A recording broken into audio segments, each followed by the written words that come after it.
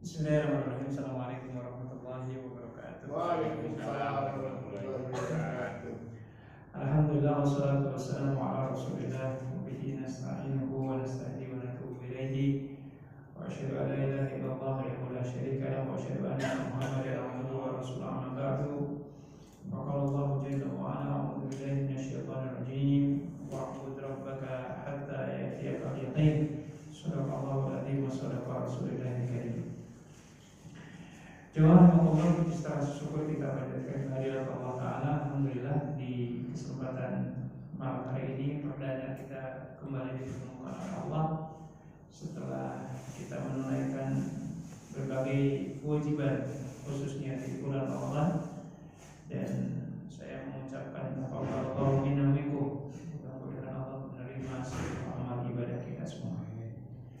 Salawat dan salam mudah-mudahan senantiasa terlimpah curahkan teruntuk suri teladan kita Habibana wa Nabiyyana Muhammadin sallallahu alaihi wasallam, untuk para sahabatnya, tabi'ut tabi'innya, dan siapapun di antara kita semua. Mudah-mudahan Allah karuniakan keistiqomahan. Karena sejatinya di antara doa yang dianjurkan dan diajarkan oleh Allah, dan ini sebagai pembuka dari doa-doa di Al-Quran, Allah Azza wa Jalla mengajarkan doa a'udzubillahi minasyaitonir rajim ihdinas siratal mustaqim siratal ladzina an'amta 'alaihim ghairil maghdubi 'alaihim waladdallin. Dalam hal ini Imam As-Sa'di dalam kitab tafsirnya mengatakan kepada kita, dari dua ayat ini ada dua hal yang harus kita minta kepada Allah. Yang pertama, meminta kepada Allah ilmu yang dengan ilmu itu bisa menunjukkan kita jalan yang lurus. Itu yang pertama. Dan yang kedua adalah meminta kepada Allah agar kita bisa istiqomah di jalan yang dilalui oleh orang-orang yang telah Allah berikan kenikmatan kepada mereka. Jadi setelah kita minta ilmu, yang kedua minta diberikan keistiqomahan. Maka Ramadan mengajarkan kepada kita banyak hal. Salah satunya adalah mengajarkan keistiqomahan.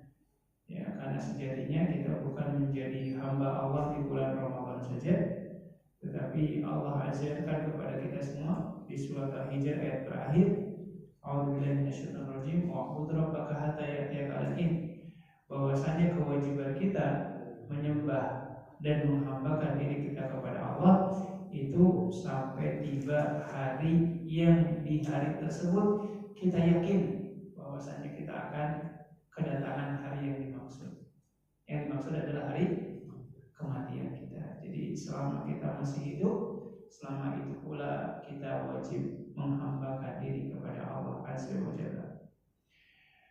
Ikhwatahillah, di kesempatan kali ini materinya yang ringan-ringan saja. Kita mencoba untuk menguraikan atau tepatnya mungkin mengingatkan kembali amalan-amalan yang masih menjadi PR mungkin bagi sebagian kita ketika Ramadan sudah usai, tiba bulan Syawal. Kalau kata para ulama, Syawal itu maknanya adalah meningkat, naik. Cuman bahasanya lebih mudah naik, lebih mudah turun. Lebih mudah turun. Nah, untuk naik itu sesuatu yang lumayan berat ujiannya. Maka kita merasakan Allah. Ya, Ramadan sudah usai itu, kira-kira ibadah kita naik, makin naik atau makin turun? Ya, perasaan menurun gitu ya. Yang terlihat mungkin tarawihnya tidak ada, ya, kita mungkin sesudah sekarang kan masuk malam yang ke-15 di bulan Syawal. Ya, mungkin ya, udah 15 hari atau 14 hari Syawal itu sudah lewat. Mungkin dari malam-malam di bulan Syawal ada yang kita lalaikan dari sunnah qiyamul lail. Gitu ya. Mungkin di bulan Syawal itu ada hari-hari di mana kita tidak tilawah Al-Quran, dan termasuk PR saumnya itu. Maka secara umum ikhwatullah, ketika datangnya bulan Syawal, ada setidaknya ada 3 ibadah yang perlu kita perhatikan. Kita mulai dari ibadah yang tidak terlalu familiar di masyarakat kita. Nah, tapi yang tidak familiar bukan berarti tidak sunnah. Ya, mungkin karena belum tahu saja kebanyakan orang terkait amalan-amalan yang sunnah ini. Amalan yang dimaksud yang pertama adalah menunaikan sunnah mengqadha i'tikaf di 10 hari terakhir di bulan Syawal. Jadi kalau ada di antara kita yang di Ramadan kemarin 10 hari terakhir Ramadan tidak i'tikaf, maka Rasulullah mencontohkan i'tikafnya diqadha di Syawal di 10 hari terakhir. Ya, gitu. Dan ini yang jarang banyak orang yang tahu. Nah, dalam hadis sahih riwayat Imam Bukhari dalam kitab sahihnya diceritakan. Jadi pernah suatu kali di 10 hari terakhir bulan Ramadan Rasulullah mau i'tikaf. Beliau sudah menginfokan ke istri-istrinya dan beliau sudah masuk ke Masjid Nabawi. Tak lama sesudah itu salah seorang istrinya yang bernama Hafsah radhiyallahu ta'ala mendatangi Rasulullah, "Wahai suamiku, sekiranya saya bangunkan tenda khusus agar kau bisa lebih fokus i'tikaf, boleh enggak?" Ya, kata Rasulullah, ya dengan senang-senang hati. Akhirnya saat itu Hafsah membuatkan tenda di dalam Masjid Nabawi. Setelah selesai dibangun, Hafsah kemudian mempersilahkan Rasulullah untuk masuk ke tenda tersebut. Tapi tak lama sesudah itu Hafsah kemudian minta izin ke suaminya, "Wahai Rasulullah, kalau saya bikin tenda untuk diri saya pribadi boleh nggak?" Kata Rasulullah, "Ya silahkan, nggak masalah." Akhirnya Hafsah bikin tenda. Ternyata istri-istri Rasulullah yang lain pun ikut minta izin bikin tenda. Jadi ada 9 istri. Kan istri Rasulullah itu kan ada 11 ya. Cuman yang 2 itu meninggal ketika Rasulullah masih hidup. Ada Khadijah, ada Juwairiyah binti Harisah. Dua-duanya meninggal. Rasulullah masih hidup. Akhirnya yang membersamai Rasulullah itu sampai ayat-ayat beliau ada 9 istri. Nah 9-9-nya bikin tenda. Ya pastinya Masjid Nabawi zaman baheula dengan Masjid Nabawi zaman sekarang kan beda. Gitu ya. Kebayang aja ya Allah ada 10 tenda di dalam masjid gitu. Tapi ternyata bukan masalah tendanya yang dipermasalahkan. Ternyata ketika tendanya sudah didirikan, istri-istri Rasulullahnya malah ngumpul ngobrol. Jadi ya tenda-tenda ngobrol-ngobrol gitu kan. Dan akhirnya itu yang mengganggu Rasulullah SAW. Dan akhirnya beliau keluar dari tendanya dan beliau meminta seluruh tenda-tendanya dicabut, semuanya dibongkar. Dan kata Rasulullah, Ramadan kali ini gak i'tikaf. Jadi Rasulullah keluar dari masjid dan istri-istrinya pun keluar dari masjid tersebut. Hanya semalam atau selalu? Nah, wallahu a'lam. Cuman yang jelas Rasulullah nggak melanjutkan i'tikafnya. Dan dalam hadis Sahih Bukhari ini disebutkan Rasulullah kemudian menunaikan i'tikafnya di 10 hari terakhir di bulan Syawal. Jadi kalaupun nanti ada di antara masjid kita atau di masjid-masjid yang lain kita mendapati ada orang yang i'tikaf di 10 hari terakhir di bulan Syawal, ya jangan disalahkan. Jangan dibilang sesat. Kitanya aja belum tahu ilmunya. Ya, mungkin orang ini ya ketika Ramadan sebelumnya belum berkesempatan i'tikaf. Tapi ini kan menunjukkan semangat. Ya. Dan pastinya kan jauh lebih berat i'tikaf di bulan Syawal dibandingkan Ramadan.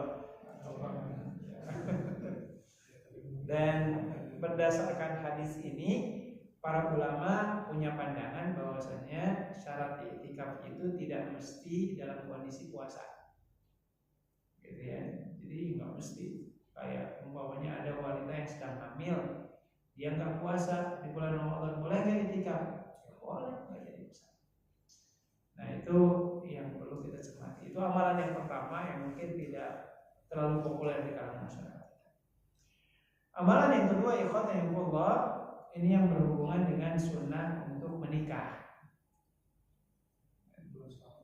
Bulan Syawal. Menikah lagi atau menikah?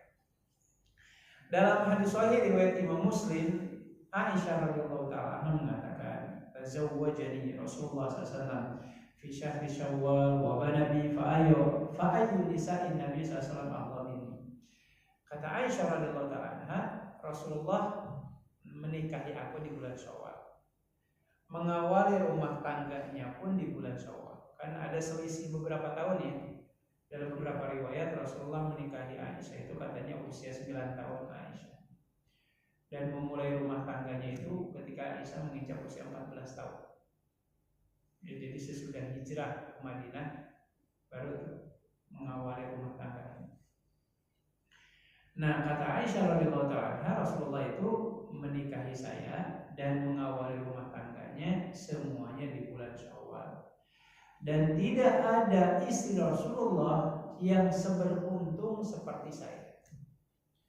Maksudnya keberuntungan yang dimaksud di mana sehingga Aisyah dalam hal ini sampai merasa bangga dinikahi dan mengawali rumah tangganya di bulan Syawal. Ternyata ini yang dikatakan oleh para ulama, bahwasanya saat itu di kalangan masyarakat Arab masih punya keyakinan bahwasanya bulan Syawal itu bulan sial untuk menikah dan berumah tangga. Maka jangan nikah di bulan Syawal.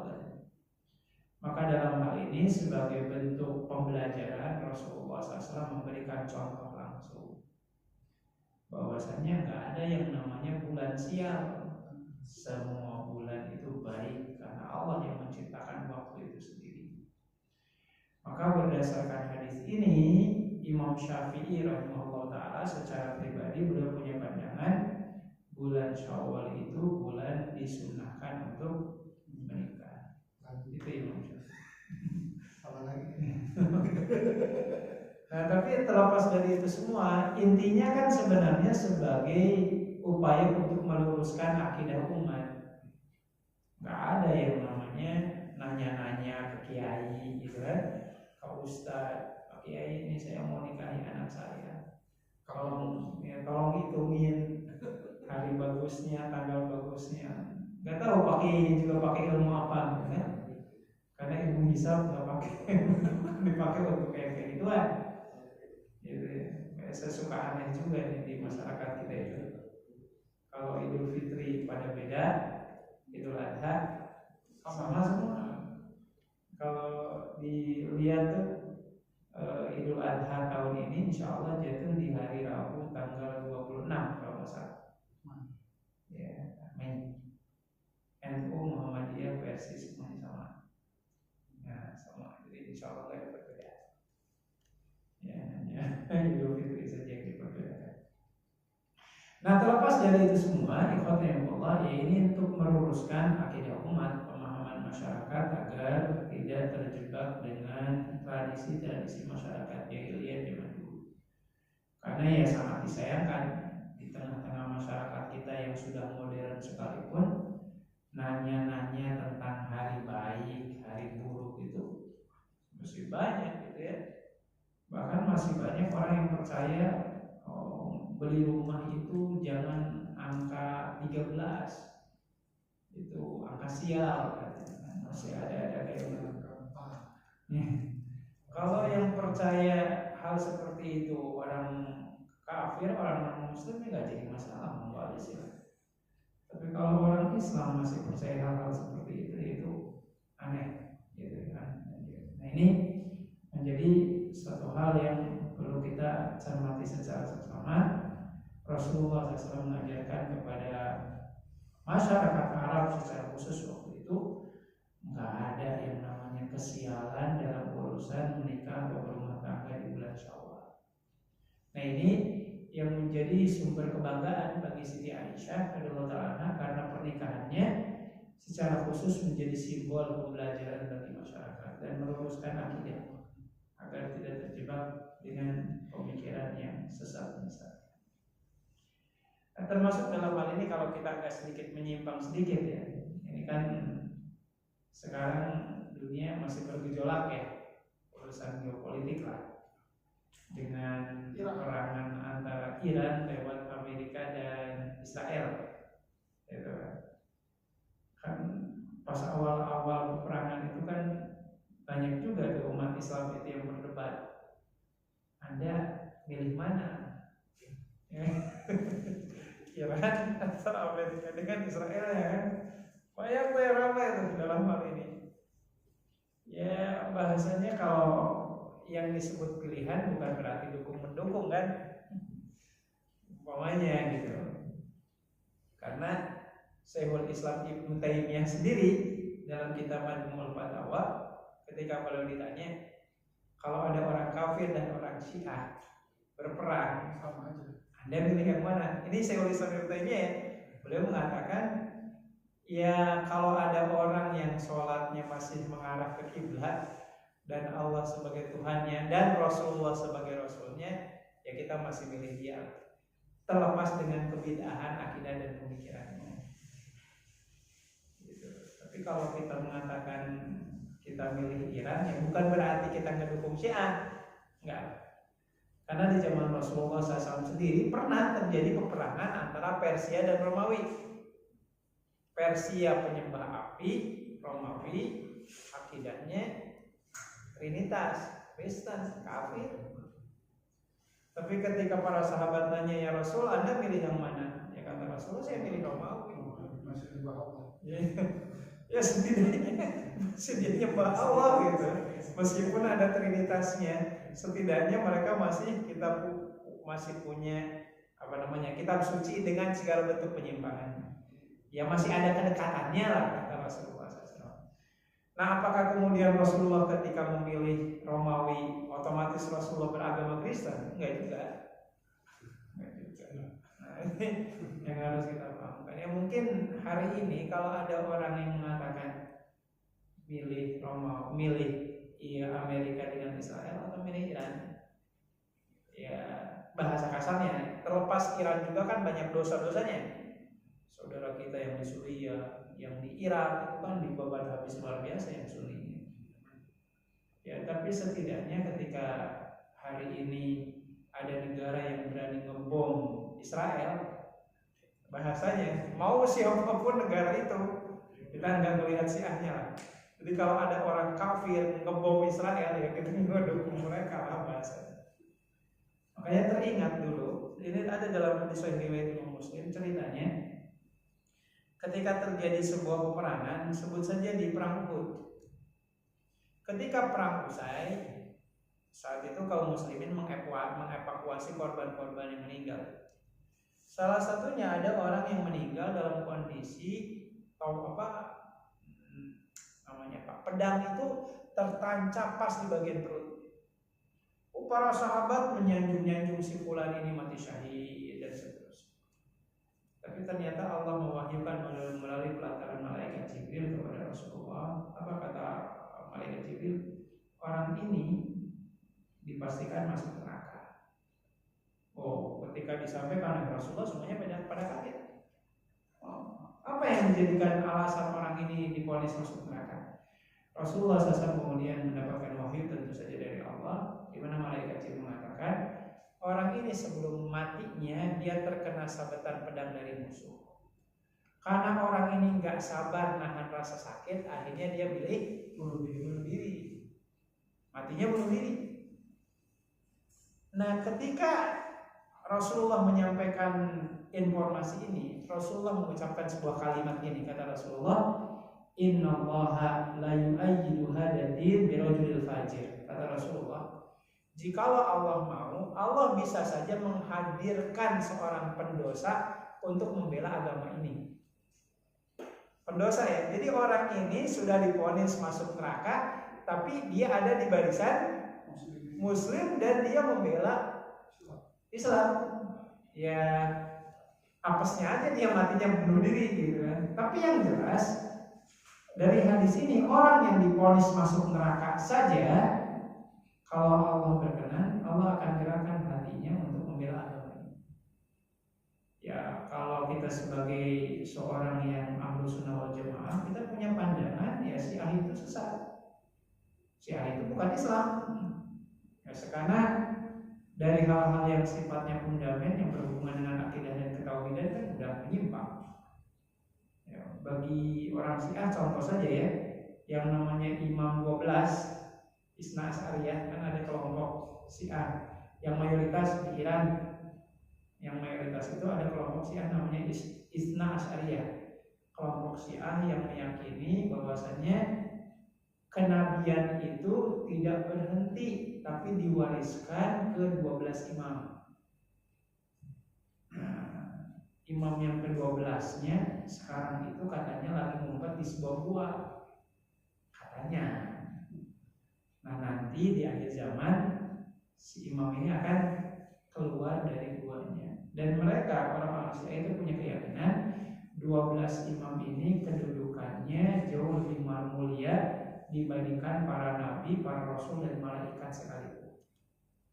Itu keyakinannya kan. Yang sekarang itu yang menjadi mayoritas. Jadi kayak Khomeini dan seterusnya.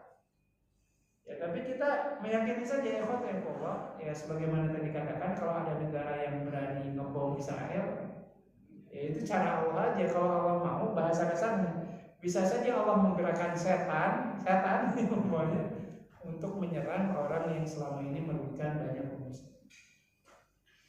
Jadi kalau hari ini kita ditanya, Anda pilih mana? Iran atau Amerika dengan Israel? Ya, saya katakan Iran. Tapi bukan berarti kita meyakini dan membenarkan ajaran Syiah, enggak. Ya, intinya siapapun yang berani melawan Israel, negara manapun, ya kita dukung. Tapi bukan berarti kita berkeyakinan sama secara akidahnya. Karena tadi di zaman Rasulullah pun, Rasulullah mengatakan kalau Allah berkehendak, orang yang divonis masuk neraka pun Allah gerakan hatinya untuk membela agama. Nah, kembali ke pembahasan kita, ikhwatullah. Jadi urusan bab yang berhubungan dengan meluruskan akidah, pandangan dan pemahaman itu sesuatu yang sangat penting. Sehingga kalau orang Sunda, ini orang Sunda ya, di orang Sunda itu ada bulan yang sial untuk menikah. Itu bulan Hafid, Dzulqa'dah. Orang Sunda. Jadi sesudah Syawal ada Dzulqa'dah. Nah, kalau orang Sunda, Dzulqa'dah itu istilahnya Hafid. Istilah nama bulan sih. Gak tau kalau di Aceh ada nggak nama yang lain tuh? Kan? Ada. Jawa ada ya? Nah, kalau di Sunda ada Hafid, Rayagung kan kayak gitu. Sudah tanggal sudah Bandungan. Cuman yang jelas masyarakat Sunda itu punya kepercayaan jangan nikah di bulan Hafid, Dzulqa'dah, karena sial katanya. Ya intinya sih sebenarnya kalau ada bulan dan tanggal manapun yang dianggap sial, udah nikah aja di tanggal tersebut sebagai bentuk pembelajaran. Jadi intinya sih tak ada tanggal yang sial. Rasulullah SAW dengan tegas mengatakan, la tasubbu dahra fa ana wadah. Jangan kalian menganggap buruk waktu tertentu karena Allah Ta'ala yang menciptakan waktu itu sendiri. Nah, baru yang selanjutnya ikhwatullah, di antara amalan di bulan Syawal itu sendiri, kalau seandainya kita ada rezeki, amalan yang dimaksud adalah menunaikan yang namanya umroh. Kalau ada kesempatan, apalagi biidznillah umrohnya itu dilakukan di akhir bulan Syawal menuju datangnya bulan Dzulqa'dah. Makanya dalam beberapa riwayat Rasulullah SAW itu kan menunaikan umrohnya 4 kali. Dan tutup. Iya, tapi udah tutup masalahnya. Yang Yang mudah-mudahan kita ada rezeki bisa haji ya. Hajinya kloter awal tuh. Biasanya. Jadi Rasulullah SAW itu menunaikan umroh semasa hidupnya, semuanya berangkatnya itu sebanyak 4 kali ya Rasulullah umroh itu. Dan berangkatnya beliau dari kota Madinah itu di bulan Syawal dan umrohnya di bulan Dzulqa'dah. Pas ditanya, kok kenapa sih Rasulullah umrohnya semuanya di bulan Dzulqa'dah, berangkatnya di bulan Syawal? Bukankah umroh di bulan Ramadan itu sebanding dengan haji bersama Rasulullah sendiri? Tapi uniknya, ikhwatullah, Rasulullah sendiri nggak pernah umroh di bulan Ramadan, nggak pernah Rasulullah itu. Nah, ternyata alasannya sederhana. Orang-orang di Mekah waktu itu masih punya kepercayaan terkait apa? siapa orang yang menunaikan haji tapi didahului dengan umroh sebelumnya, maka hidupnya pasti sial. Itu orang Mekah masih punya kepercayaan waktu itu, seperti itu waktu itu. Rasulullah ada gitu. Maka Rasulullah SAW mencontohkan, ya udah deh, kita umroh, setiap kali umroh semuanya di bulan Sawal. berangkatnya Syawal, umrohnya Dzulqa'dah. Intinya pembelajaran aja. Gak ada hukumannya umroh di bulan, berangkat di bulan Syawal, umrohnya Dzulqa'dah dengan kesialan ketika itu. Nah, jadi itu contoh saja ya Allah, yang mudah-mudahan suatu saat ya. Kalau dulu Pak Kono sempat umroh di bulan Dzulqa'dah. Setelah Syawal, tapi udah setelah Syawal juga. Iya. Inilah, alhamdulillah. Tapi habis Sawal juga ada. Iya, Iya, pokoknya habis itu beberapa hari kemudian langsung ditutup, nggak boleh ya untuk haji ya gini. Alhamdulillah. Jadi intinya orang yang menunaikan ibadah haji peluang untuk bisa umroh itu insya Allah jauh terbuka. Jadi kalau kloter pertama dapat dong. Alhamdulillah. Tapi kalau kloter terakhir dapat. Nah, biasanya jemaah yang PNH plus tuh, atau Proda kalau zaman dulu ya. Proda itu kan biasanya mepet-mepet tuh. Mepet-mepet, sayang sih sebenarnya karena ada amalan yang tak disadari telah ditinggalkan. Yang dimaksud amalan itu adalah sunnah menunaikan umrah di bulan Dzulqa'dah. Karena Rasulullah semasa hidupnya 4 kali umrah, semuanya di bulan Dzulqa'dah. Salah satu pembelajarannya ya tadi, menghilangkan pemahaman orang yang haji tapi didahului dengan umroh, hidupnya akan sia-sia seperti itu. Tapi kebanyakan kan ya bukan dulu. Makanya kan kata Rasulullah SAW, kalau tidak salah ada 4 perkara jahiliyah yang masih akan ada di umatku yang sulit untuk ditinggalkan. 1, percaya dengan tahayul. Itu Rasulullah gitu mengatakan susah untuk dihilangkan. Terus yang kedua, merasa berbangga diri dengan nasab keturunan. Lalu kemudian yang 3, menghina etnis tertentu. Dan yang terakhir adalah meratapi kematian. Ya, ada orang meninggal, diadakan acara sampai berhari-hari dan seterusnya.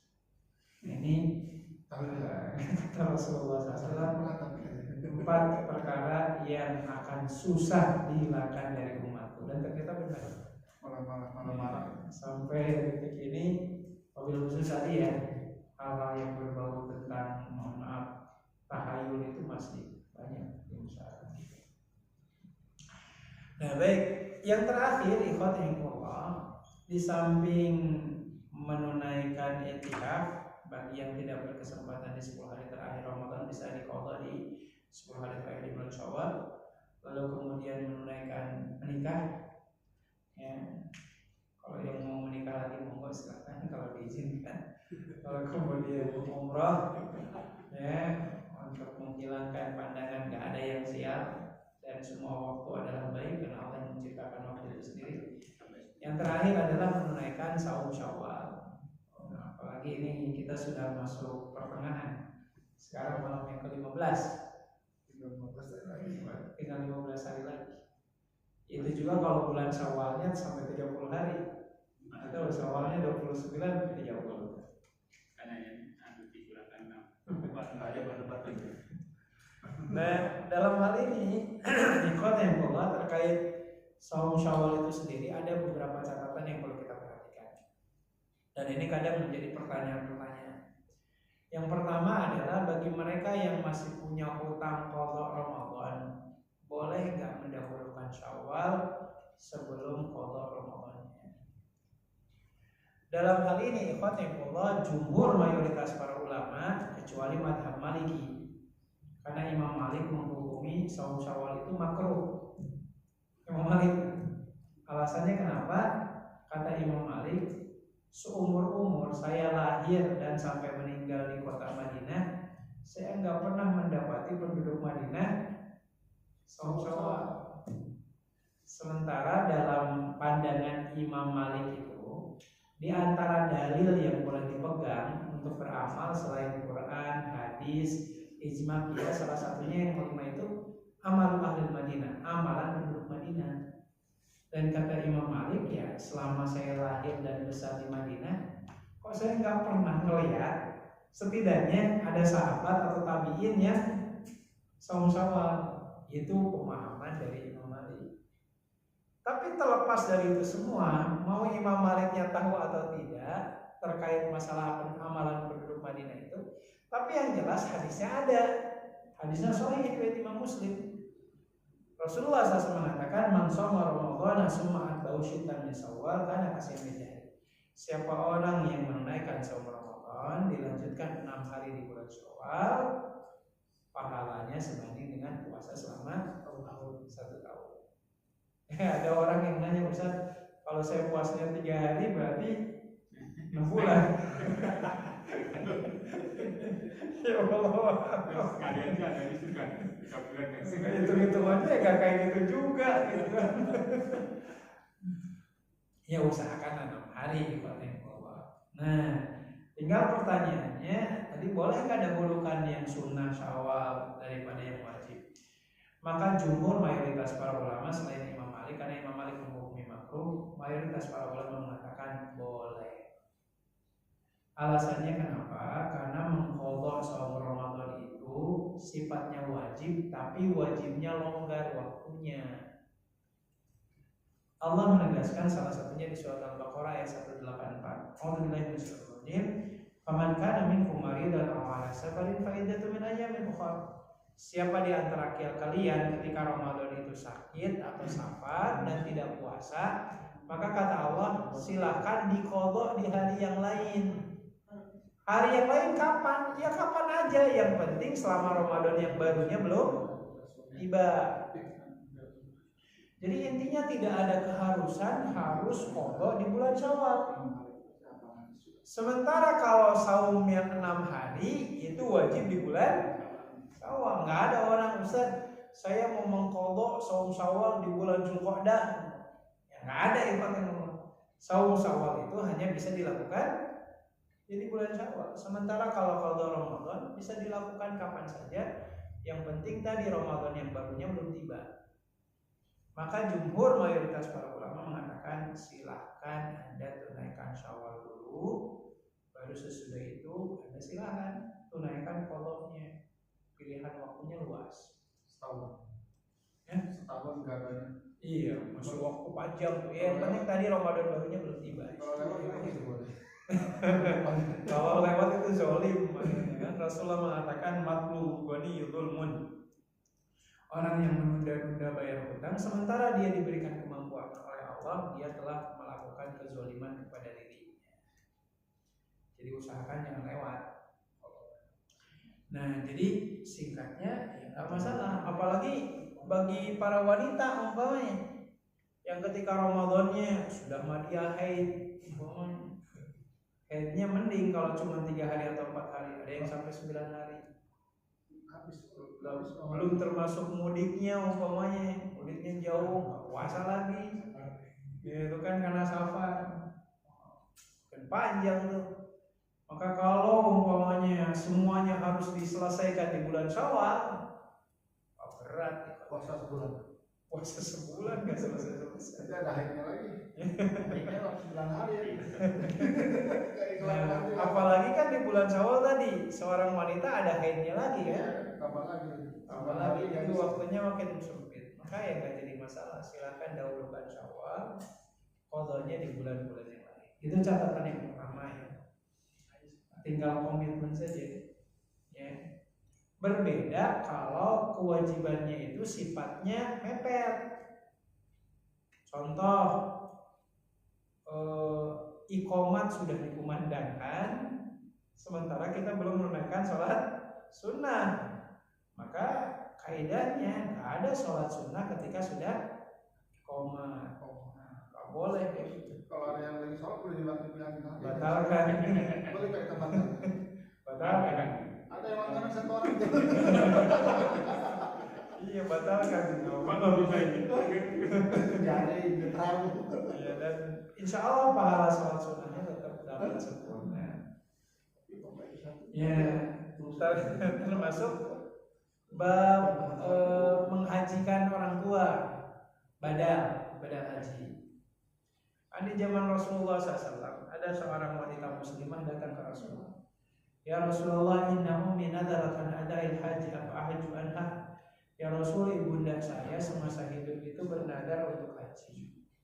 Boleh nggak saya menghajikan atas nama ibu saya? Rasulullah SAW mengatakan, huji li nafsiki wali ummi. Kata Rasulullah, Anda sendiri udah haji atau belum?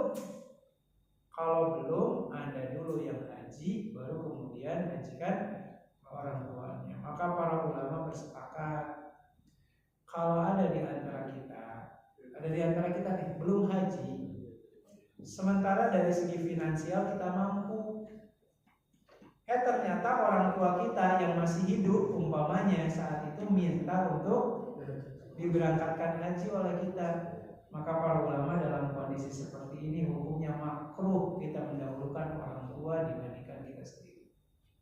Karena kenapa? Dalam kondisi seperti ini yang terkena kewajiban haji siapa? Diri kita, si anak yang sehat walafiat, yang duitnya ada. Ataupun orang tua yang izin Allah, kondisi fisiknya sehat tapi duitnya belum ada, maka yang belum terkategorikan wajib haji. Maka para ulama bersepakat menghajikan orang tua sementara si anaknya sendiri belum haji itu hukumnya makruh, bukan sesuatu yang baik. Maka tadi Rasulullah mensyaratkan kalau Anda ingin membadalkan atau memberangkatkan orang tua Anda untuk haji, ya Anda dulu sendiri sudah haji atau belum. Nah, itu salah satu hal yang harus kita lakukan. Jadi di satu sisi ada kewajiban yang boleh ditunda dan didahulukan yang sunnah seperti saum Syawal. Tapi ada juga yang kewajiban yang tidak boleh ditunda-tunda seperti ketika sudah qomat nggak ada sholat sunnah. Atau kayak tadi belum haji ya belum boleh membadalkan haji kedua orang tua atau memberangkatkan haji orang tuanya. Karena yang terkena kewajiban adalah diri kita sendiri. Nah, ini yang perlu kita cermati secara sesungguhnya. Nah, termasuk mungkin contoh-contoh yang lain, tapi ini yang diperdebatkan yang di kalangan para ulama ketika ada seorang jamaah yang masbuk telat datang ke masjid sementara khatib Jumat sedang menyampaikan khutbahnya. Apakah yang bersangkutan masih dibolehkan sholat tahiyatul masjid atau wajib duduk karena menyimak khutbah Jumat hukumnya wajib? Tapi ternyata terlepas dari perbedaan yang ada, itu kan pernah terjadi di zaman Rasulullah. Ada seorang sahabat Nabi namanya Sulaik al-Ghatafani radhiyallahu ta'ala. Ketika Rasulullah sedang khutbah, Sulaik al-Ghatafani datang ke masjid. Pas mau duduk, Rasulullah menghentikan khutbahnya dan bertanya, Anda sudah sholat 2 rakaat belum? Belum ya Rasulullah. Rasulullah sholat dulu baru duduk. Ya saat itu Rasulullah sedang menyampaikan khutbahnya. Jadi dari hadis ini pun kita dapat pemahaman ada dalam kondisi tertentu yang wajib bisa dinomorduakan dengan yang sunnah. Tapi kita harus tahu dalilnya. Harus tahu dalilnya, nggak bisa dipukul rata gitu. Kayak tadi contoh mendahulukan Syawal daripada qada boleh. Mendahulukan sholat sunnah sementara qomat nggak boleh. Mendahulukan haji orang tua kita sementara kita belum haji nggak boleh. Sementara tadi menyimak khutbah Jumat boleh dikalahkan dengan sholat tahiyatul masjid. Dari mana itu semua kita tahu? Ya dari Rasulullah SAW yang memberikan bimbingan. Jadi nggak semua yang wajib boleh dikalahkan dengan yang sunnah dan nggak semua yang sunnah itu boleh mengalahkan sesuatu yang wajib. Itu yang harus coba kita lakukan. Baik, jadi boleh saja. Selanjutnya catatan yang kedua terkait saum Syawal itu sendiri, para ulama bersepakat untuk saum yang sifatnya sunnah itu niatnya boleh digabung dengan saum-saum sunnah yang lain. Ya, contoh Senin Kamis digabung dengan saum Syawal, Ayyamul Bid, yang besoknya tersisa nih 15 hari, hari yang ke-15 maaf, boleh digabung Tapi kalau qadha Ramadan tidak boleh, nggak boleh. Karena status wajib itu yang wajib berdiri sendiri. Gak ada orang saum Ramadan sekalian niat Ramadan sekalian Senin Kamis ayam bulbin di bulan Ramadan gitu. Gak boleh ya, yang namanya saum yang sifatnya wajib dia berdiri sendiri. Dia berdiri sendiri, gak boleh digabung-gabung dengan yang lain. Tapi kalau yang sunnah hukumnya boleh. Termasuk dalam bab sholat sunnah. Umpamanya kita baru selesai wudhu di tempat wudhu itu, masuk ke masjid. Sementara kalau masuk ke masjid ada sunnah tahiyatul masjid, tapi syaratnya tidak boleh duduk. Nah, sementara kita baru selesai syukurul wudhu.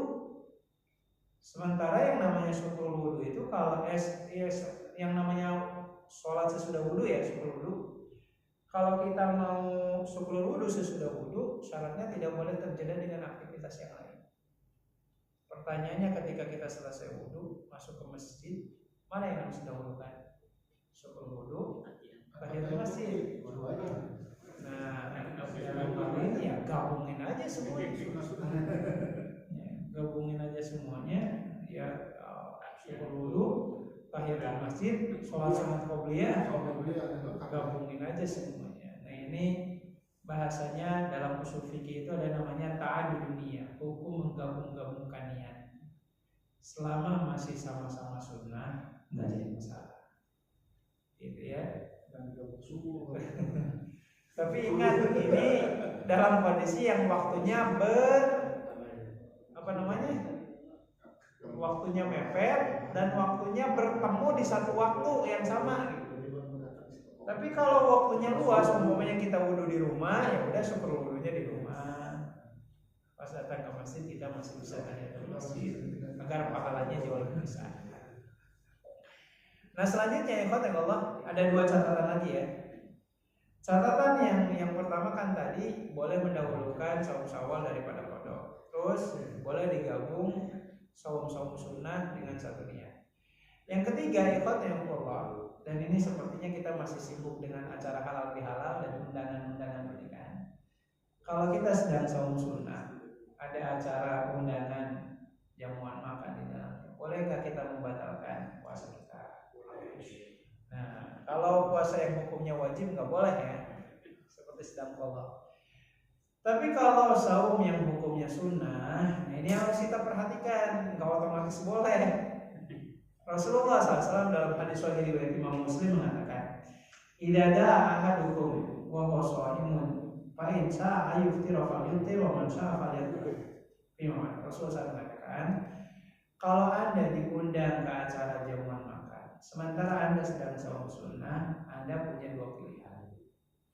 Pilihan pertama, silakan batalkan puasanya. Apalagi kalau tujuannya ingin menghormati orang yang sudah mengundang kita. Dia udah nyiapin makanannya dan seterusnya. Ya, apalagi yang nyiapinnya orang tua kita atau mertua kita umpamanya. Udah nyiapin semuanya kan gak enak juga kita sedang saum sunnah. Maka menjaga perasaan orang itu sesuatu yang baik, ibadah. Tapi kalau seandainya kita diundang ke acara jamuan makan, dan sebenarnya kita itu pribadi yang tidak terlalu diperhatiin sama yang undang itu. Jadi sekedar ngundang aja, jadi orangnya nggak perhatiin kita makan atau enggak. Maka kaidahnya wa antasumu khairul lakum, puasa itu jauh lebih baik daripada membatalkan. Jadi nggak otomatis langsung main batalin aja. Ngelihat juga situasi kondisinya. Maka Rasulullah SAW mengatakan, kalau Anda ingin menjaga perasaan orang yang mengundang, silakan batalkan. Tapi kalau yang mengundangnya nggak keberatan, apalagi dari sekian banyak yang diundang itu banyak banget, nggak ada yang merhatiin kita, maka kaidahnya memilih puasa jauh lebih baik. Maka kata Rasulullah, bagi orang yang memilih puasa, ada sunnah yang lain yang harus diperhatikan. Faliyad'u, tolong doakan orang yang mengundang kita itu. Bahkan ada doa khusus jamaah sekalian. Rasulullah ngajarin doa. Ini kalau kita sedang saum sunnah dan kita diundang dan kita memilih untuk tidak batalin puasa. Doanya itu gini Pak. Allahumma barik lahum fima razaqtahum waghfir lahum warhamhum. Dan di situ jangan wa'afi wa'fu anhum ya. Nyawatin jelas ya. Allahumma barik lahum fima razaqtahum waghfir lahum warhamhum. Nah, sampai situ. Nah, Rasulullah SAW ngajarin doa, Allahumma barik lahum fima razaqtahum. Ya Allah, berkahi rezeki orang-orang ini ya Allah. Waghfir lahum, ampunilah dosa-dosanya, warhamhum, anugerahkanlah rahmatmu kepada mereka. Itu doa khusus tuh yang diajarkan oleh Rasulullah bagi orang yang sedang saum, diundang jamuan makan, lebih memilih saum. Opsi selanjutnya doa. Nah, selanjutnya dibungkus. Buka puasa. Jadi seperti itu ya Kak ya. Jadi nggak mentang-mentang saum sunnah, wah ini batalin ya, kayak gitu juga pemahamannya. Ada fikihnya sendiri. Kalau tadi ada perasaan nggak enak ya udah batalin. Tapi kalau biasa-biasa saja, memilih puasa jauh lebih baik. Cuman ya tadi jangan lupa doa. Allahumma barik lahum fima razaqtahum waghfir lahum warhamhum. Sebagai penutup, ikhwatahillah, mudah-mudahan ini menjadi penambah motivasi ya buat kita. Karena Syawalnya tinggal 2 pekan lagi. Imam Ibnu Rajab Al-Hambali dalam kitabnya Lataiful Ma'arif memberikan penyemangat. Ada 5 alasan kenapa kita harus benar-benar memuliakan puasa 6 hari di bulan Syawal. Alasan yang pertama, karena ada janji dari Allah melalui lisan Rasulullah, orang yang puasa Syawal itu dapat pahala puasa setahun. Gitu ya. Bahkan para ulama mengutip petikan firman Allah di surat Al-An'am ayat 160. Al-An'am ayat 160 mengatakan, "A'udzubillahi minasyaitonir rajim, man jaa'a bil hasanati falahu asyru amsalihha." Siapa orang yang melakukan kebaikan, Allah balas dengan 10 kebaikan. Jadi kalau kemarin kita puasa 30 hari Ramadan, 30 kali 10 300. Tambah Syawal 6 hari, 6 kali 10 60. Jadi 360. Sama dengan kalender Hijriah, setahun 360 hari. Nah, nggak ada di antara kita yang mampu puasa setahun. Ya, boro-boro puasa setahun, puasa jauh udah berat. Sehari puasa sekali kagak ada. Nah, itu alasan yang pertama. Pahalanya gede, jangan disia-siakan. Alasan yang kedua, kata Imam Ibnu Rajab, beliau mengatakan ini. Sholat 5 waktu saja masih membutuhkan sholat sunat rawatib. Ada qobliyah, ada ba'diyahnya. Fungsi qobliyah dan ba'diyah dalam sholat itu kan menyempurnakan kesempurnaan sholat wajib. Demikian juga dengan puasa Ramadan, masih butuh ba'diyahnya. Di mana ba'diyah Ramadan itu sebenarnya ada 2, Pak. Satu, zakat fitrah. Rasulullah mengatakan zakatul fitri tuhratul lishaimi minar rafathi wal lagwi. Di antara fungsi zakat fitrah itu bukan hanya sekedar untuk memenuhi kebutuhan fakir miskin saja, tetapi untuk membersihkan puasa kita dari dosa dan maksiat yang tanpa sadar kita lakukan selama Ramadan. Nah, termasuk saum Syawal pun untuk menutupi kekurangan-kekurangan dari saum Ramadan kita. Makanya ada seorang ulama tabi'in namanya Umar bin Abdul Aziz. Beliau mengatakan gini, kalau ada fakir miskin yang tidak mampu zakat, maka ibadah Ramadannya, puasa Ramadannya bisa disempurnakan dengan puasa Syawal yang 6 hari. Baik, itu alasan yang kedua. Jadi Ramadan pun butuh amalan ba'diyahnya. Di samping zakat fitrah ada juga saum Syawal. Yang ketiga, ikhwanullah, kata Imam Ibnu Rajab, di antara ciri orang yang ibadahnya diterima oleh Allah, maka Allah akan gerakan hati orang itu untuk melakukan ibadah yang lainnya.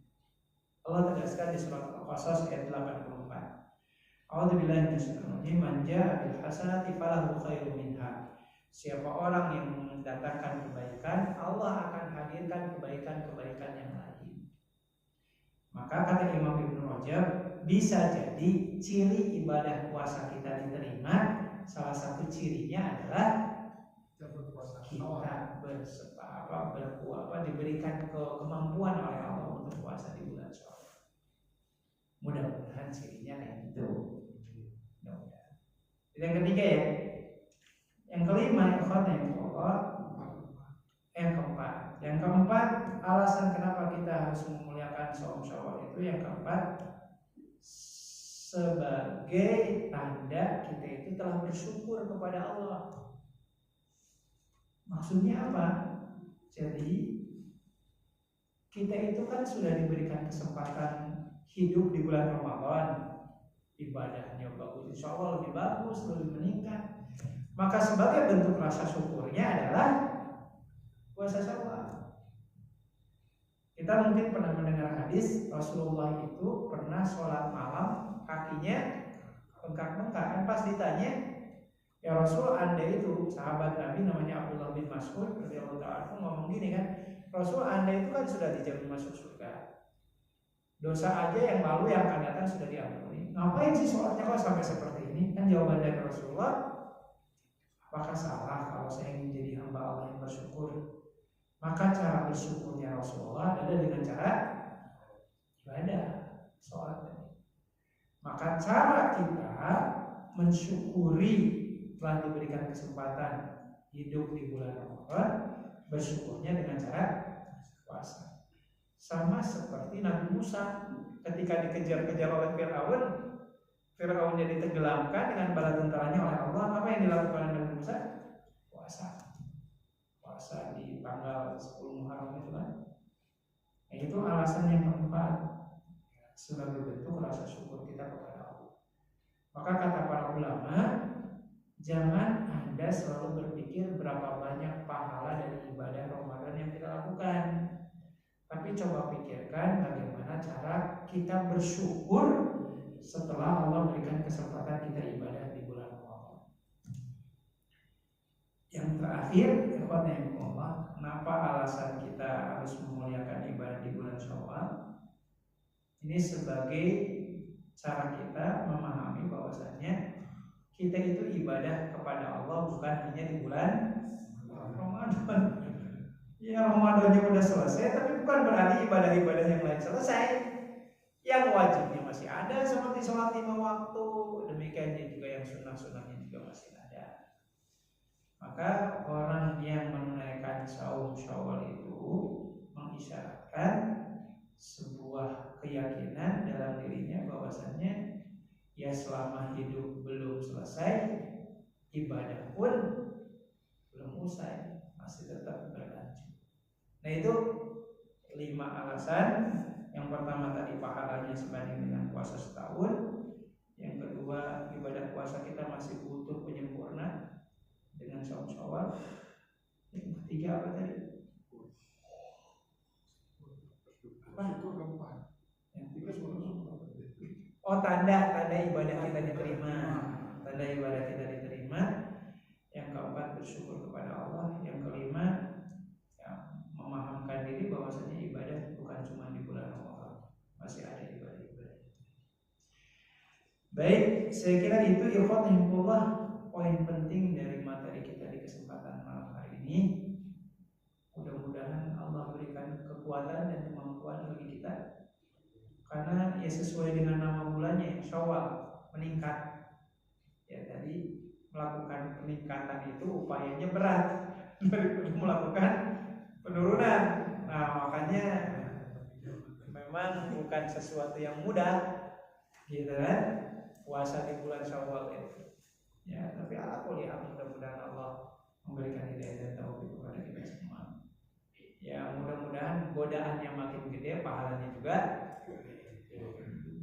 gitu kan? Ya lagi kerja istirahat, yang lain pada makan kan gitu kan. Tapi itu insya Allah pahalanya masih tersisa ya kurang lebih 14 hari ke depan lah ya. Wallahu a'lam. Mari kita bersemangat, jangan sia-siakan kesempatannya. Atau mungkin di sini ada yang mau itikaf 10 hari terakhir.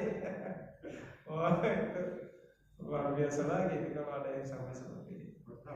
Baik, enggak sekarang 6 hari itu berturut-turut atau bisa terputus? iya, boleh ya terputus. Boleh sekaligus 6 hari atau dicicil, atau tadi digabung sekalian Senin Kamis. Boleh, asalkan pastikan masih di bulan Syawal.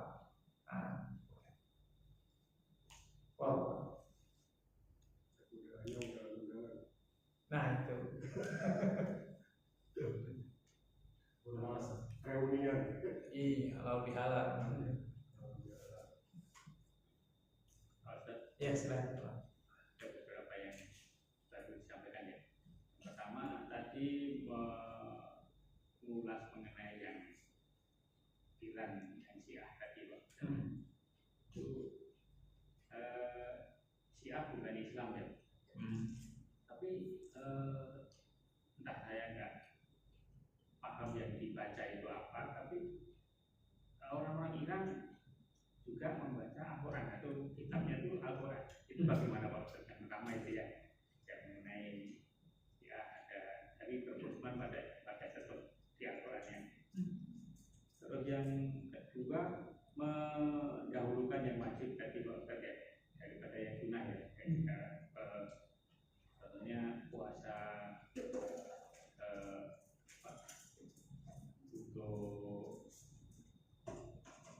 kodok ya, kodok kan wajib ya Pak ya. Daripada kita menjalankan ya puasa Syawal.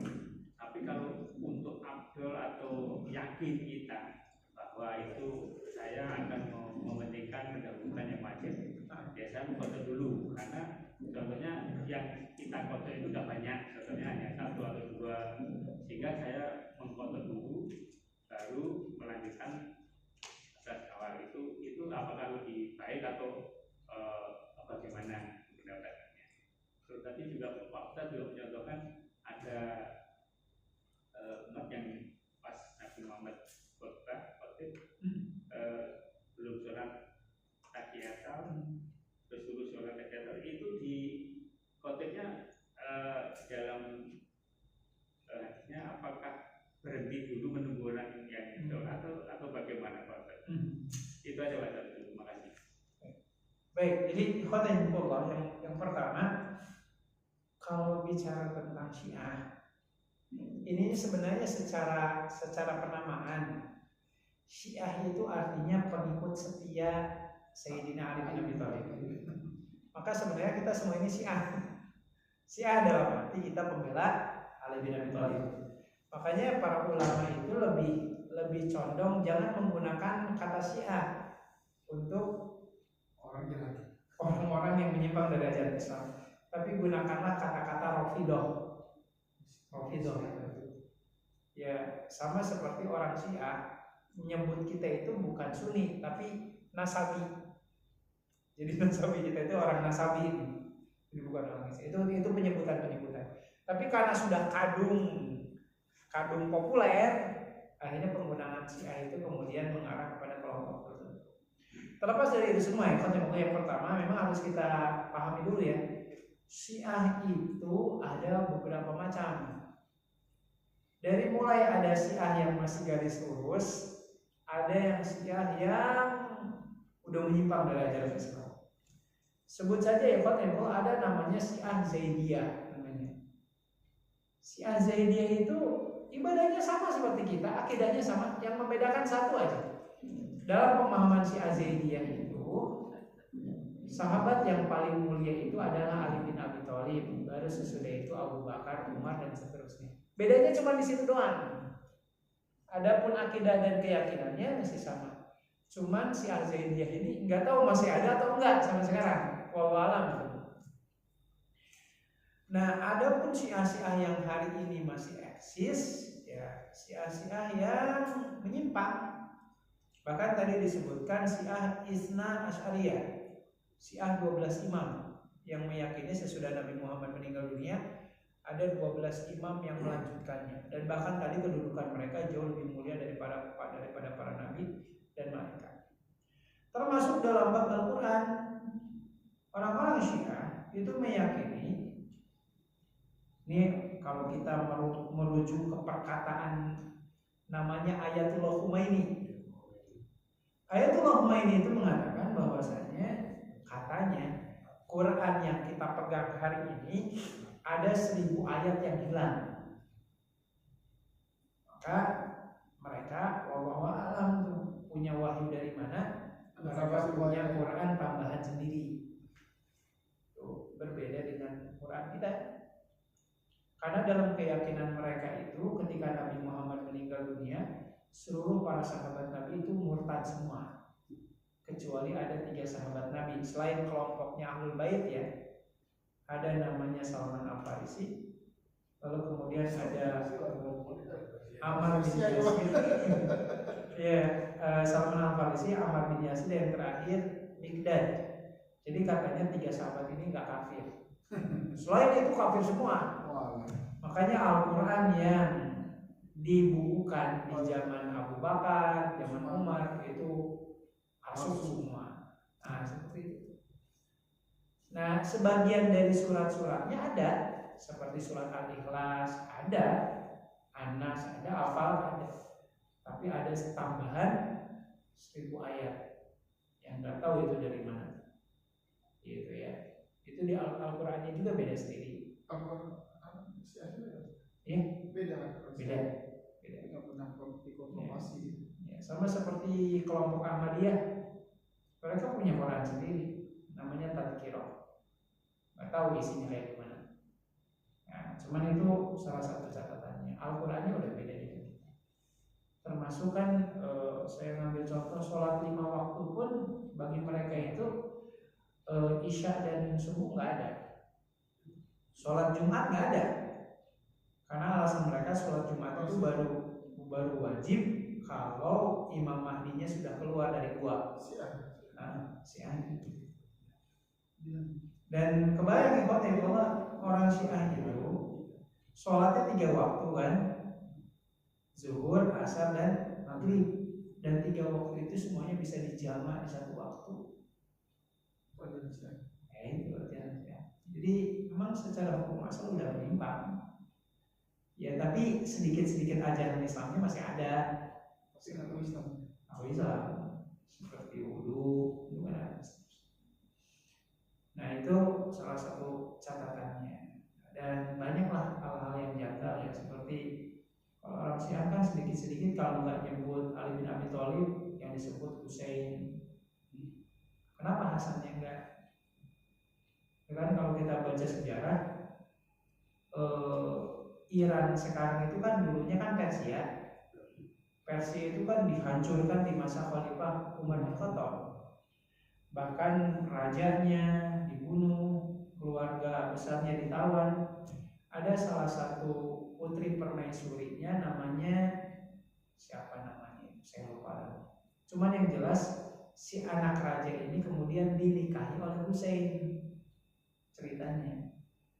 Sehingga bagi masyarakat Iran, Husain inilah yang menjaga marwah nenek moyang mereka. Sehingga dalam pandangan orang Syiah, Husain jauh lebih mulia daripada Hasan. Sementara kalau kita kebalikan, kalau kita ditanya lebih mulia mana, Hasan atau Husain? Jawabannya Hasan. Karena kenapa? Ketika Ali bin Abi Thalib meninggal dunia, para sahabat bermusyawarah dan semuanya sepakat yang diangkat jadi khalifah adalah Hasan, bukan Husain. Itu yang menjadi pembedaan. Itu banyak pembedaan-pembedaan yang lain. Termasuk syahadatnya pun kan beda. Kalau kita kan asyhadu alla ilaha illallah, kalau mereka kan ditambah wa asyhadu anna aliyan waliyullah, dan saya bersaksi Ali itu wali Allah. Itu udah beda. Kalau kita kan dua kalimat syahadat, kalau mereka mah 3 kalimat syahadat, udah beda sendiri. Nah itu catatan yang pertama ya. Jadi ulama-ulama seluruh dunia yang tergabung di OKI, Organisasi Konferensi Islam, termasuk kuat kalau Syiah bukan Islam. Ya, kalau Syiah bukan Islam. Tapi izin Allah untuk membahas kesesatan Syiah di Indonesia itu nggak bisa dilakukan di forum terbuka. Saya teringat dulu di Masjid Aliyah pernah dibubarkan oleh oknum aparat karena kan mereka mendompleng penguasa. Kan Pak, ada yang pernah jadi anggota dewan. Iya. Terus di Masjid Al Jihad pernah dibubarin juga. Bahkan saya mendengar dari Ketua MUI Karawang, pernah MUI Karawang mengadain diskusi ilmiah seputar kesesatan Syiah itu diintimidasi, didatangi ke rumah beliau. Ya sekarang mereka masih minoritas, tapi alhamdulillah ya, jangan menjadi agama yang mayoritas. Nah, makanya ini yang kita khawatirkan sih sebenarnya. Dengan hari ini terjadi peperangan antara Iran, Amerika, Israel itu mereka seolah-olah dapat panggung sehingga banyak orang yang simpati orang Irannya, dan akhirnya kan kita tahu juga ternyata banyak mahasiswa Indonesia yang kuliah di sana ya, dan kuliahnya bukan S1 lagi, S2, S3 jumlahnya banyak. Saya nggak kebayang kalau mereka nanti pulang ke Indonesia itu. Iya, pemahamannya seperti apa. Nah, itu yang pertama ya. Yang kedua, tadi pertanyaan kedua apa? Mendahulukan yang wajib tadi contoh-contohnya. Mendahulukan yang wajib. Kan tadi untuk mengkodok. Oh iya. Kalau jumlahnya tanya itu kita yakin betul. Lebih afdol atau lebih baik iya. Dulu. Iya. Memang kalau membaca redaksi hadisnya kan siapa orang saum Ramadan dilanjutkan dengan 6 hari di bulan Syawal. Kalau ngelihat redaksi hadisnya qadha dulu, baru kemudian menunaikan Syawal. Makanya ada sebagian ulama di kalangan mazhab Syafi'i, sebut saja namanya Imam Ibnu Hajar Al-Haythami, beliau mengatakan ya nggak boleh mendahulukan yang sunnah daripada yang wajib gitu ya. Kalau memang izin Allah jumlah utang puasa kita tidak terlalu banyak dan bagi kita itu sangat ringan saja menunaikan qadha baru Syawal, maka tentu saja jauh lebih baik kita dahulukan yang qadha baru Syawal. Tapi ada kondisi-kondisi tadi kayak tadi ibu-ibu nih sudah mau qadhanya banyak, ternyata di bulan Syawal dia juga haid umpamanya, mepet-mepet nih. Ya, kalau kayak gitu ya nggak jadi masalah, silakan Syawal baru qadha di bulan-bulannya. Tapi ternyata terlepas dari itu semua yang jelas kalau kita mampu ya tentu saja menyempurnakan yang wajib itu jauh lebih baik daripada yang mengedepankan yang sunnah. Nah, ada pun yang terakhir ketika Rasulullah sedang khutbah, datang sahabat Nabi, sebut saja tadi namanya Sulaik al-Ghatafani. Ketika sahabat Nabi yang bernama Sulaik ini mau duduk, Rasulullah kan nanya, "Anda udah sholat 2 rakaat belum?" "Belum." Ya kata Rasulullah, "Sholat dulu 2 rakaat, baru nanti lanjutkan menyimak khutbah." Saat itu, wallahu a'lam, Sulaik yang melanjutkan sholat 2 rakaat dan Rasulullah tetap menyampaikan khutbahnya, tidak menunggu Sulaiknya selesai. Jadi ini pun salah satu dalil ya, ternyata ada masanya juga amalan wajib bisa dikalahkan dengan amalan sunnah. Terlepas perbedaan para ulama ya. Seperti itu. Wallahu. Ya. Tapi yang lebih baik mah jangan telat. Saya yang agak sedikit aneh gitu, agak sedikit melebar ya. Kita banyak masyarakat yang nggak tahu terkait batasan masjid. Kan batasan masjid itu kan kalau kita ada bangunan ini kan yang terhalang tembok ini kan, artinya selasar itu masjid bukan Pak? Bukan, artinya jual beli di selasar itu nggak jadi masalah. Serambi kan? Iya, serambi. Nah, maksud saya ketika waktu sholat Jumat tiba, banyak masjid di mana jamaah itu udah tahu di dalam masih kosong, tapi malah milih untuk di luar. Saya khawatir, ini mah khawatir sholat Jumatnya nggak sah karena nggak menyimak khutbah Jumat, kan harus masuk ke masjid. Kecuali udah penuh, itulah yang cerita. sudah penuh, bolehlah melebar kemana-mana. Tapi kalau masjidnya masih kosong, ya jangan dulu Rokok dulu. Nah itu ngobrol lagi. Muhammad orang dulu. Berarti ya 2 rakaat. Sampai ngelihat ada satu masjid sampai jamaahnya bawa kacang. Makan kacang dulu. Makan kacang dulu gitu, di luar gitu. Selesai ngobrol baru pada masuk. Ada salah satu masjid sholatnya.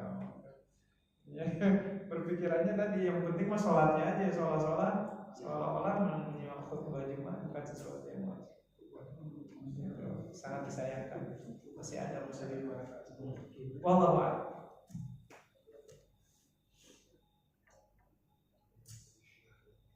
Ada lagi?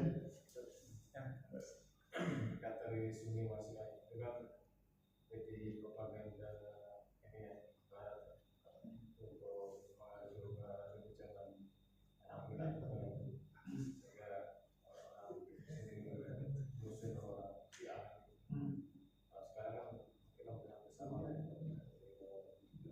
kalau umat muslim itu jadikan kayak mereka untuk buat situasi lebih tidak menguntungkan mereka kepentingan mereka.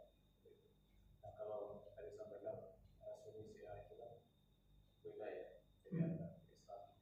Kalau kita kan Islam Sunni gitu ya, maka Syiah yang ada mungkin. Apakah memang Syiah itu ada memang yang ya mirip-mirip dengan Sunni gitu? Jadi memang dia tidak menyimak sama sekali, tapi dia Syiah tapi ya ajarannya dia mengikuti Islam. Nah, itu kan kalau saya baca juga ya Syiah itu nggak semuanya menyimpang, ada yang Syiah ya memang dia masih seperti tadi ya sebenarnya, jadi mengikuti ajaran Islam. Karena secara untuk berangkat orang Syiah juga yang ini masih berubah juga, karena dia boleh kalau Rasulullah juga tadi yang Nabi Hussein yang tidak Hussein itu gimana? Jadi yang pertama gini, kalau kita mengkaji Syiah dalam pandangan Ahlus Sunnah, kita ya sebagai Ahlus Sunnah wal Jamaah, para ulama itu sepakat awal mula munculnya Syiah itu dari sosok seorang laki-laki Yahudi namanya Abdullah bin Sabah. Jadi versi Ahlus Sunnah wal Jamaah ya, kita itu punya keyakinan bahwasanya munculnya Syiah itu dari sosok pribadi namanya Abdullah bin Sabah Yahudi, di mana waktu itu dia berpikir bagaimana caranya menghancurkan Islam. Ya caranya adalah dengan berpura-pura masuk Islam dan mengaku-ngaku sebagai pengikut Ali bin Abi Thalib. Bahkan di masanya dia pernah mengatakan kalau Ali bin Abi Thalib itu adalah Tuhan. Sampai kemudian para sahabat meminta kepada Ali bin Abi Thalib untuk menghukum mati orang bersangkutan. Tapi saat itu Ali bin Abi Thalib tanda kutip ya, setelah meminta yang bersangkutan taubat, orang ini kemudian lari ke Iran. Di sanalah kemudian dia menyebarluaskan pemahamannya. Dan yang kita tahu pemahamannya secara hukum asal memang ada berbau-bau keislamannya. Coba lihat ikhwanullah, lihat PR ini jenggotnya seperti apa? Kalah katanya jenggot-jenggot itu. Ya, jidatnya hitam gitu kan. Bahkan mohon maaf perempuannya kan pakai cadar gitu kan, kerudungnya panjang-panjang, hitam-hitam kan kayak gitu. Dari segi penampilannya Ulama benar. ini ulama benar, tapi kan dari segi akidah, dari segi akidah pemahamannya kan jauh menyimpang. Kalau kita kan di antara syarat sah sholat itu kan harus punya wudu kan. Kalau mereka kan syarat sah sholat itu bukan wudu, terus bawa batu dari kuburannya Ali atau dari kuburannya Hussein. Tapi itu kan tidak semuanya disebarluaskan ke orang-orang. Nah orang awam, masyarakatnya. Dan ulama-ulama juga nggak menyebarkan sejelas gitu. Betul. Misalnya sholatnya 3 kali dalam satu waktu, satu hari 3 waktu gitu kan. Terus sholat Jumat nggak ada. Betul. Nah itu masyarakat kita mungkin belum tahu. Coba kalau dikasih tahu di Iran itu nggak ada sholat Jumat ya kan? Kan bukan Islam tuh kan? Karena saya teringat gini, boleh nyebutin nama orang nggak ya? Bisa ya? Jadi dulu itu di di tahun berapa ya? Mungkin tahun awal-awal kemerdekaan. Ada seorang tokoh intelektual muda, cerdas, pemahaman agamanya bagus. Saat itu lagi muncul-munculnya semangat revolusi Islam yang ada di Iran. Waktu itu kan kalau nggak salah presiden siapa Iran sebelumnya? Rizal Pahlavi. Iya, dijatuhkan oleh kelompoknya Khomeini kan? Ya? Iya, 99 ya. 79. Oh ya, 79. Dan semangat yang digembor-gemborkan saat itu adalah semangat revolusi Islam. Dan ternyata kan enggak, setelah revolusi Islam tanda kutip menang, yang sunninya kan dibabat habis. Saat itu dari pemerintahan Iran sendiri mengeluarkan banyak undangan untuk ngadain pertemuan-pertemuan. Salah satunya tokoh tersebut dari Indonesia ada yang diundang. Nggak saya sebutin namanya ya. Orang bersangkutan sudah meninggal dan pernah jadi seorang pejabat lah di negara. Waktu itu datang ke Muhammad Nasir, ke Dewan Dakwah, minta saran. Ini saya dapat undangan ini, baiknya datang nggak ke sana. Semua tokoh-tokoh pergerakan di Indonesia melarang, jangan. Khawatir nanti otaknya tercuci kan. Akhirnya ketika datang ke sana hanya seminggu, datang ke sini sudah jadi Syiah. Makanya khawatir juga nih, apalagi anak-anak muda kan di antara ajaran Syiah itu salah satunya kan mut'ah. Boleh Menikah 1 jam bayar berapa kayak gitu kan. Apalagi di Iran itu kan banyak masjid-masjid yang di mihrab-mihrabnya sudah disiapin. Bapak mau menikah berapa lama dan bayarnya sekian dan perempuan-perempuannya kan digaji oleh negara. Hanya jangan lah ya Pak ya, cantik-cantik kan ya, jangan jalan-jalan ke sana Pak ya. Banyak gak kuat bisa menjerumus. Makanya Amerika mau ke sana tentara. Ya awalnya info secara hukum asal waktu itu Raja Rizal Pahlavi itu pemahamannya enggak Syiah, tapi Syiahnya itu masih mau berangkulan dengan Yahudi, masih mau berangkulan dengan Yahudi. Makanya kan anaknya pun yang sekarang kabur ke Amerika itu, wah itu didukung tuh oleh orang-orang Israel. Seandainya rejim sekarang jatuh, dialah nanti akan menggantikan, karena masih bisa berangkulan. Karena kan sejarah awalnya, mohon maaf, ini versi kita ya, Syiah dengan Yahudi itu ya masih ya orang Syiahnya sendiri lahir dari rahim Yahudi. Nah kenapa kemudian sekarang itu diserang? Karena ya, rezim sekarang nggak dekat ke Amerika, bahasanya seperti itulah, gitu kan, dan berani, gitu kan. Kalau perkataan Netanyahu itu, dia pernah mengatakan, ayolah kita kembali nostalgia ke zaman dulu, kita main bola bareng lagi. Itu Netanyahu pernah ngomong kayak gitu. Tapi kita kan ternyata enggak, gitu kan. Dan makanya kan peperangan sekarang bukan masalah Palestina kan, lebih mengarah ke pergantian rezim, termasuk minyak dan seterusnya. Ya kalau dikatakan bahwasannya ada propaganda Barat yang hendak memecah belah antara Sunni dan Syiah, ya sebenarnya sejarah awal pun Sunni dan Syiah itu udah memisahkan diri, wabil khusus di masa Khalifah Ali bin Abi Thalib radhiyallahu ta'ala sudah terjadi pemisahan, karena dari segi akidah dan pemahaman Syiah sudah menyimpang. Maka ya hari ini kalau kita berbicara tentang Syiah sudah selesai, Syiah itu sudah sesat. Fatwa dari seluruh ulama dunia sudah mengeluarkan fatwanya. Bahkan kalau di Indonesia MUI bikin buku kecil, buku saku, judulnya Raport Merah Syiah. Buku kecil beberapa halaman, tapi itu nggak bisa dikaji di forum terbuka karena nanti bisa diobrak-abrik forum. Jadi harus kita pahami dulu ya, bahwasanya dari segi pemahaman udah beda, gitu, itu nggak bisa disamakan. Nah, adapun kalau hari ini Iran berani memerangi Amerika, Israel, ya kita dukung. Ya, mau siapapun itulah ya. Bahkan izin Allah kalau setan nyerang Israel,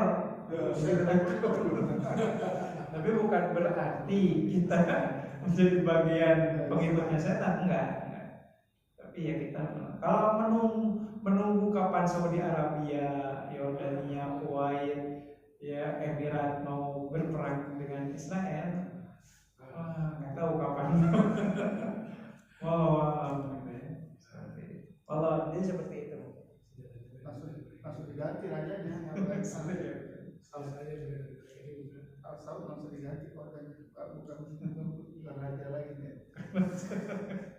langsung dipecat. Walau alam jadi seperti itu. Bukan dalam arti hendak memecah belah, tapi memang dari awal sudah beda sedikit. Tapi di Indonesia sih itu juga banyak. Banyak. Di Kerawang banyak. Tersembunyi. Orang masjidnya kadang-kadang ada banyak.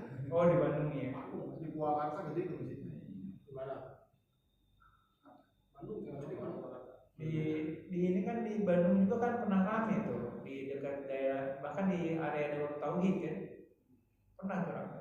Kalau melihat di media sosial masih ada dekat dengan Darut Tauhid itu ada satu bangunan 2 lantai. Di situ pernah mengadakan acara memperingati Karbala. Itu sempat ramai, sempat viral di media sosial. Karbala.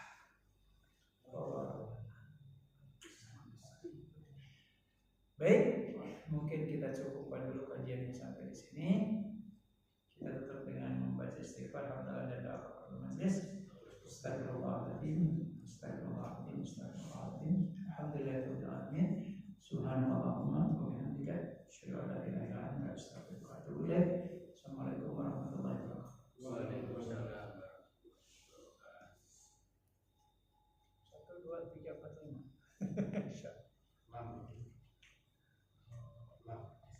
Sama Mas Adi. Sama saya. Yang berarti 40 tahun dibagi apa? Di boykot tapi teknologi. Pintar-pintar ya. Ini di pasar Cina. Iran itu macam orang Persia loh. Persia itu negara hebat dalam zaman dulu. Betul. Yang Persia itu rajanya Asia itu. Mereka Amerika masih malu tuh. Tapi sekarang pada Cina di Iran juga ada. Iran itu negara susah ditaklukkan gitu. Satu Bilqis deh. Dikuasai susah ditaklukkan.